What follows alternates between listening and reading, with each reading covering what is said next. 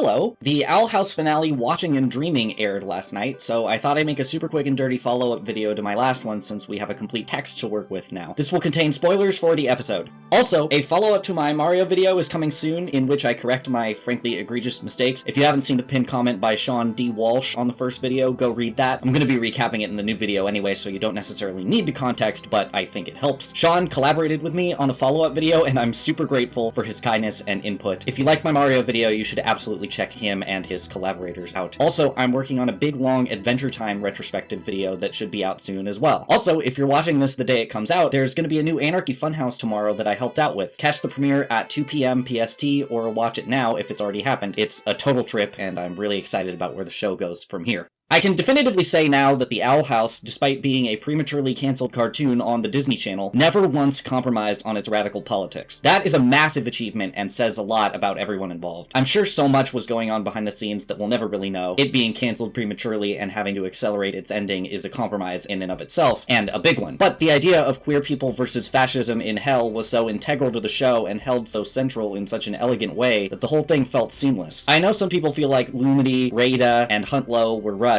among other things, and while I think it's clear to most people these things were intended to be spread out over more seasons of television than they were, the writers and storyboarders really made me buy it all the way through. I'll use the word elegant again because I truly think the execution on all these relationships and plot lines was so graceful, especially when you consider that any given relationship or plot line was most likely forcibly truncated by the network in some form. As I say that, I want to highlight this Reddit AMA and tweet thread by Dana Terrace expressing the notion that the show really couldn't have been what it was without Disney, that they're all extremely proud of what they made, and that getting mired in production what-ifs and cancellation speculation won't get anyone anywhere. I do think that the Owl House being explicitly queer and also not quote-unquote fitting Disney's brand is not a coincidence, but I want to respect Dana's decision to not throw anyone she's worked with under the bus and do the same. I'm so extremely pleased and proud that they were able to pull this ending off. Narratively, thematically, visually, they did everything I described them doing in the first video, but even more. And the statement it makes on political radicalism feels so extremely prescient, so precisely executed, and so cool. Because of this, and because my last video was more Bellows-focused, I'll start there. This last episode was largely about how respectability politics is bullshit, and how you should definitely always gang stomp fascists instead of compromising with them, because compromising with the people who want you dead will get you killed. I've said it before, and I'll say it again. Really amazing they were able to make something with that message on the Disney Channel. From the very first minutes of the episode, Luce and Ida are dealing with deeply internalized fear and guilt. Along with survivor's guilt and guilt over time travel shenanigans, Luce is specifically grappling with the idea that because she and the gang are using violence to solve their problems, they're no better than Bellows. That's squashed pretty quick by Papa Titan Ego Raptor jump scare, who says it best. Don't these feelings come from the same place? You assume Bellows' goal comes from a genuine place. But that man doesn't care about anything but his need to be the hero in his own delusion. And because of that, he fears what he can't control. Bellows' crusade is more about him than it is about anyone else. He wants to be humanity's white knight and does utterly inhumane things to do so. That's why Papa Titan referencing Ida's words to Luce at the end of episode 2 is so profound. This isn't the first time the show's drawn parallels between Bellows and Luce, but it's a good period to end on, and it dovetails into his downfall and why it was justified really nicely. Look, kid, everyone wants to believe they're chosen. But if we all waited around for a prophecy to make us special, we'd die waiting. And that's why you need to choose yourself. But I can't give you anything unless you choose to accept it. So the question is, will you choose yourself? Bellows, in an effort to save his life, is asking Luce and the gang to self-police. He's asking the people who he's been relentlessly trying to kill for hundreds of years to quote-unquote make peace.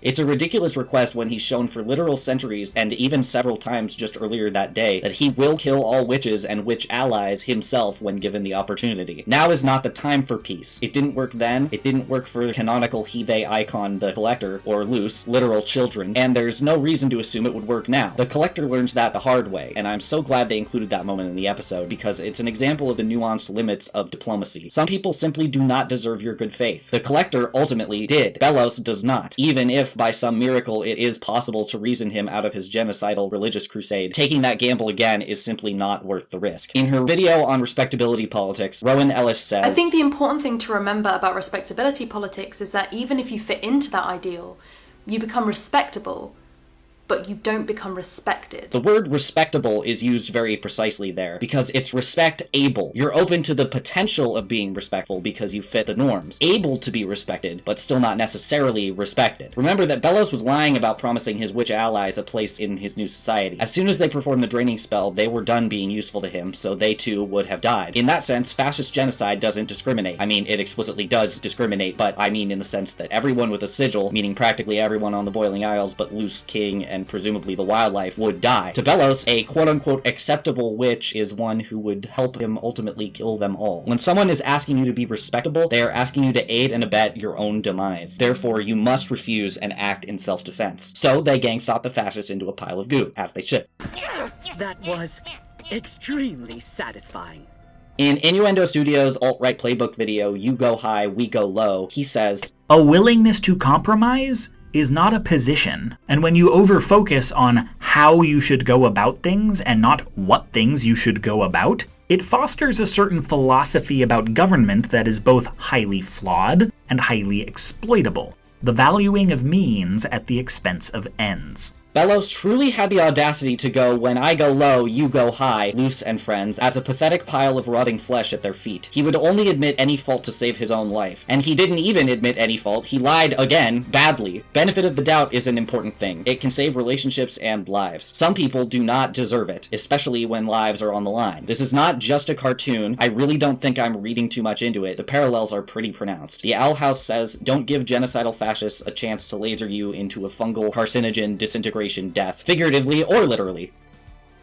On the Collector, I got some comments pushing me to not be so hard on the Collector, as he's a kid who doesn't really know what he's doing, and that the Disney parallels were too much for someone that unintentionally harmful. The finale does justice to these sentiments a lot, so I want to clarify and specify the parallel I made in my first video as the show itself did. I think the Collector represents a modern neoliberal Disney, who at least generally agrees queer people shouldn't die, but who, due to having been built on a legacy of capitalistic dehumanization tactics, genuinely cannot discern the value of things. Media properties, people, anything really. The Collector was never taught the value of life or death. The other archivists may not even have a concept of it, or if they did, it was either phased out through generations or simply not taught to the Collector. This view of the world is naive, as is the neoliberal idea of checks and balances actually working under a capitalist democracy. To quote that Innuendo Studios video again, "That's what democracy is for, to divine what is right out of a cacophony of different voices. It's okay for people, even people with power, to have bad ideas, because bad ideas will always be outnumbered by good ideas, checks and balances. Hell, you can have bad ideas and it won't make any difference, provided you commit to obeying a just set of rules. Only justice will ever be produced by them."